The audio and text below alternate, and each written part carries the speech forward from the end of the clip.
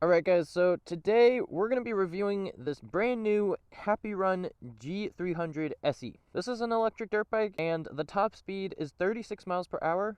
It's got a 48 volt, 26 amp hour battery with peak power 4,500 watts. And apparently it's got a range of 45 miles. That's usually if you're cruising in mode 1 and you're not accelerating a whole bunch. Realistically, it's more like 25 miles. Let's get into what this bike offers. Also, the price is $1,300, which I think is a little overpriced, but we're gonna find out today if it's actually worth it.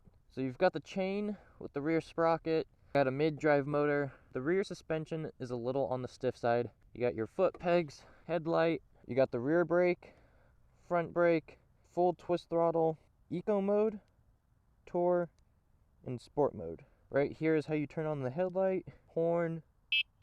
This is a really big plush seat, so it is very comfortable when you sit on it. Hydraulic disc brakes in the back and in the front.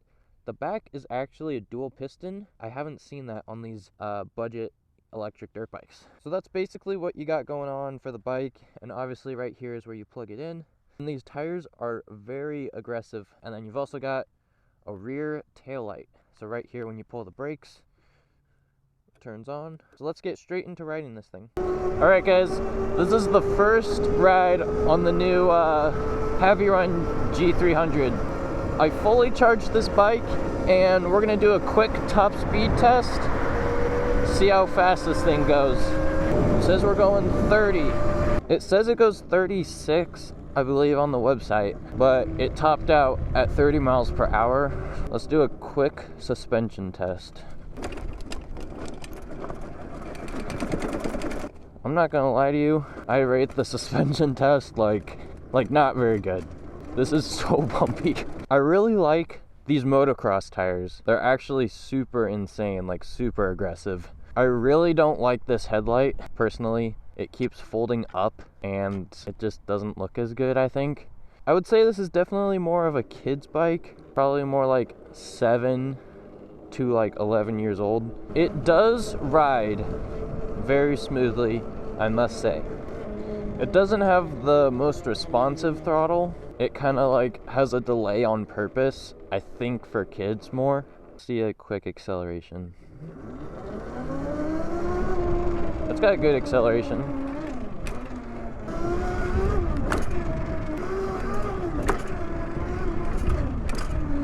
So I think just some positives is that it has very strong brakes. It's very good for kids, but I definitely think $1,300 for this bike is definitely a little overpriced. I honestly think this should be priced more at like $800 brand new. Unfortunately, I can't wheelie this bike because the rear brake is on the right hand side, which is where the throttle is. So I can't like do the throttle and the rear brake at the same time. So that is kind of unfortunate. I wish they put the rear brake on the left hand side so I could actually do some wheelies, but it is what it is. I think if they moved the foot pegs a little farther out, because I'm having to like squeeze the bike a lot more, that would also help. Alright, we're out here on the dirt bike track. Let's see how well this thing handles.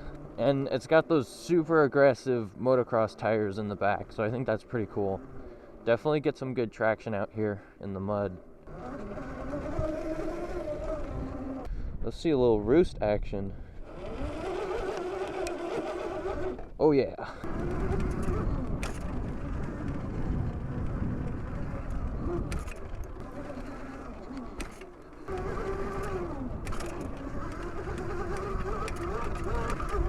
I think it's a pretty fun bike, like in the dirt. If they would just soften up the suspension in the rear, huge game changer.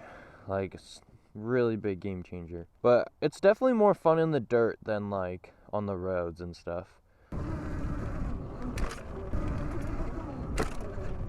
Okay, let's climb this mega wall. Oh, shoot. Alright guys, so that's basically it for the video.